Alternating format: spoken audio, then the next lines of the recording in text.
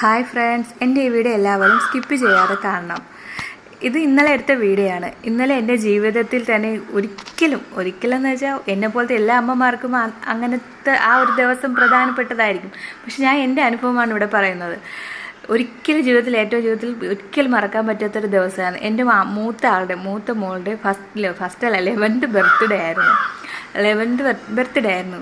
അപ്പോൾ സാധാരണ എല്ലാ ബർത്ത്ഡേകളിലും ഒരു 8-9 വയസ്സ് വരെയൊക്കെ ഞങ്ങൾ കേക്കൊക്കെ മുറിച്ച് ഭയങ്കര ആഘോഷമായിട്ട് നല്ല രീതിയിൽ തന്നെ ആഘോഷമായിട്ട് ബർത്ത്ഡേ ആഘോഷിച്ചിട്ടുള്ളതാണ്. പക്ഷെ ഇപ്രാവശ്യം കഴിഞ്ഞ ബർത്ത്ഡേക്കും ശരി ഇപ്രാവശ്യം വിചാരിച്ചു വേണ്ട, ഇനി എന്തിനാ വെറുതെ ഇങ്ങനെ നമ്മൾ തീരെ ലാവിഷായിട്ട് എന്താ പറയുക, ഇങ്ങനെ തീരെ ഓവറായിട്ട് ഇതായിട്ട് ബർത്ത്ഡേ എന്തെങ്കിലും ആഘോഷിക്കുന്നതെന്ന് കരുതിയിട്ട് കഴിഞ്ഞ പ്രാവശ്യം സ്കിപ്പ് ചെയ്തിട്ടുണ്ടായിരുന്നു. ഇപ്രാവശ്യം ഇനിയും കേക്ക്, ഈ ഒരു ചെറിയൊരു പീസ് കേക്ക് അത് ഞാൻ വഴിയെ പറയാം. അതെങ്ങനെ കേക്ക് കിട്ടിയെന്ന് വഴിയെ പറയാം. കഴിഞ്ഞ പ്രാവശ്യം ഇതുപോലത്തെ ഒരു ചെറിയ കേക്ക് പോലും മുറിച്ചിട്ടില്ലായിരുന്നു. ഇതിപ്പോൾ രാത്രി കട്ട് ചെയ്തതാണ്. ഇന്ന് ഇപ്പോഴും പ്രതീക്ഷിക്കാതെ പിന്നെ ഒരു മുട്ടായി എന്തെങ്കിലും വാങ്ങിച്ചു കൊടുക്കാറുണ്ട്. കാരണം എന്തെന്ന് വെച്ചാൽ അവർക്ക് സ്കൂളിൽ, മദർസയിൽ, ട്യൂഷന് എല്ലാം കൊച്ചു മക്കളല്ലേ, അവർക്ക് കൊണ്ടുപോയി ഓരോ മുട്ടായും ഫ്രണ്ട്സിനൊക്കെ കൊടുക്കണമെന്ന് ആഗ്രഹം കാണില്ലേ.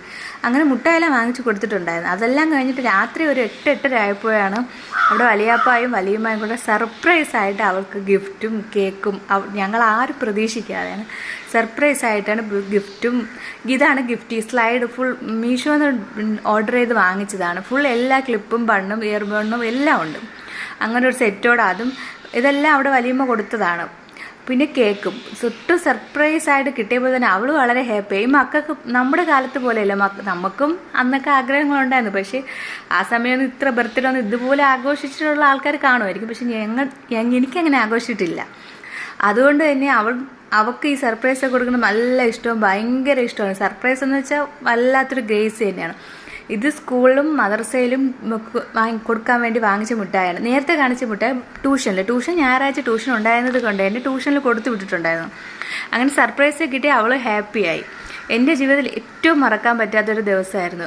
ഇന്നലെ ദിയ കൃഷ്ണയുടെ ഡെലിവറി വീഡിയോ പോസ്റ്റ് ചെയ്ത് കണ്ടപ്പോൾ എൻ്റെ ആ സമയം ജൂലൈ 5 സെയിം എൻ്റെ അവസ്ഥ അത് തന്നെയായിരുന്നു. ഞാൻ ജൂലൈ 5 ലേബർ റൂമിൽ കയറിയിട്ട് മോളെ പ്രസവിക്കുന്നത് ജൂലൈ 6 സത്യം പറഞ്ഞാൽ ആ സമയം ഞാൻ ദിയ കൃഷ്ണയുടെ വീഡിയോ കണ്ടുകൊണ്ടിരിക്കുമ്പോൾ എൻ്റെ മനസ്സ് ഫുള്ളും ഞാൻ അന്നത്തെ ദിവസം എന്തെല്ലാം കഥായി എന്താ പറയുക, അന്നത്തെ ദിവസം ഞാൻ അനുഭവിച്ചതാണ് എൻ്റെ കൺമുമ്പിൽ കൂടെ പോയത്.